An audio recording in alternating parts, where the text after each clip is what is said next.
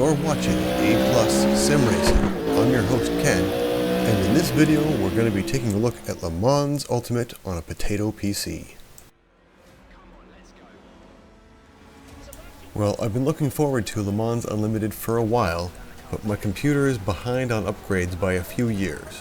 My CPU is alright, but my GPU, it's a pretty old one.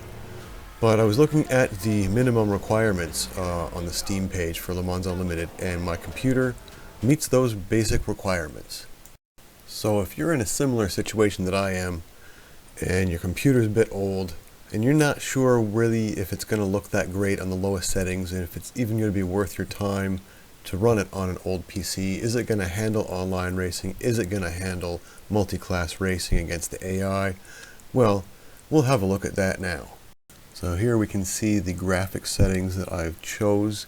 I've set the refresh rate to match my monitor. I've got the MSAA on 2 times, the FXAA on. Everything is on lowest. I've turned off shadow blur, and texture filtering is on 2 times Anisotropic, which is not exactly the lowest setting, but it's the lowest I'm willing to go. So let's go through a few different race sessions and have a look at what it's going to be like with these settings on an older computer. So let's first of all take a look at the online, because that's what the meat and potatoes is. So here's a race that I did just recently at Spa in the GTE. It was a 14 car grid, and these are the settings that I just showed you, and I'm getting for the most part a consistent 60 frames a second or better. But once in a while there's a little bit of a hiccup, some stuttering, but it didn't really interfere with the race. It wasn't very jarring, it didn't cause any issues. It was just a little bit less than smooth. But still, it was good enough.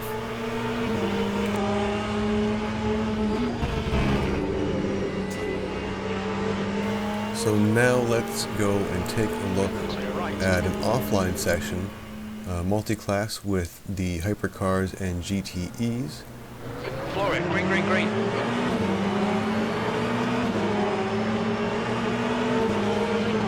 Clear right. Sector 1, yellow flag. Looks like P5's pinned it, yellow flag in Sector 3. Sector 1 is green. And in case you're wondering, that spotter is not part of the game. That is crew chief, and they do have a Le Mans Ultimate file that you can get from the crew chief forum. So let's take a look at what it would be like racing against the AI in a multi-class situation at nighttime. So we'll switch from Portimao to Bahrain. Still in the GTEs. Okay, Captain Sloth, are you ready? Watch for the lights. Starting from position 80, row 9, right column.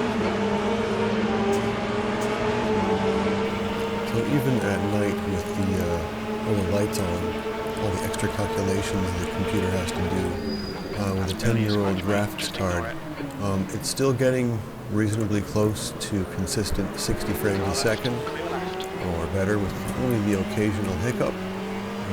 It's nice and smooth with 2 classes of cars, the hypercar and the GTE.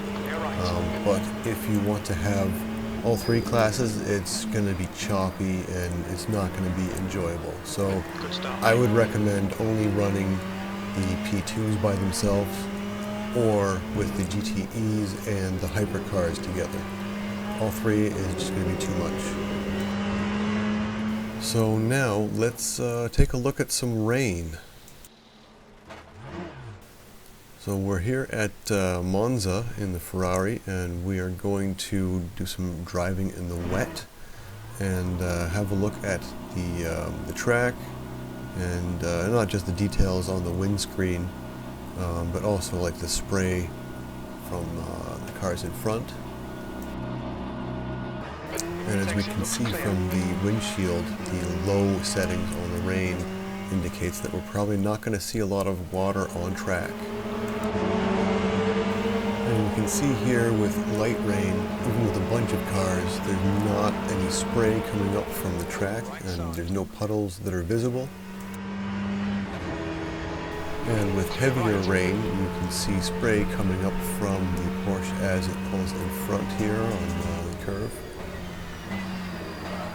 This isn't heavy rain, so you can imagine under heavier rain conditions it will be a lot harder to see.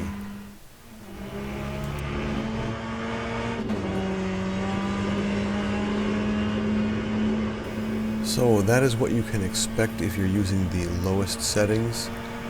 And for reference, my graphics card is a GTX 970, so it's about 10 years old.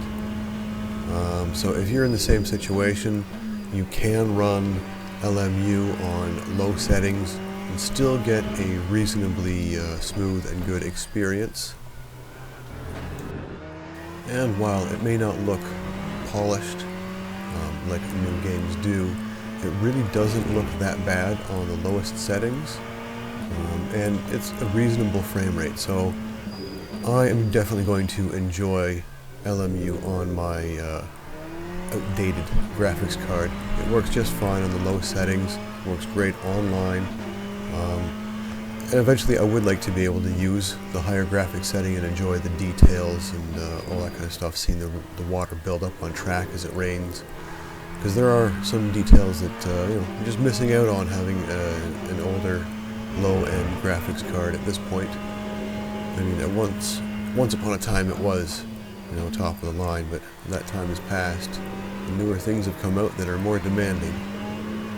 So hopefully I'll get to upgrade at some point soon. But for now, I'm just going to have to use these lower settings and enjoy the best that I can. So if you've been wondering whether or not you should get Le Mans Unlimited because your computer is a little bit old, if it meets the minimum requirements on the Steam page, then yeah, you can run it on low settings and get a consistent 60 frames a second and enjoy some online racing. Alright, that's all I got for this video. I hope that was useful. Take care, and I'll see you next time.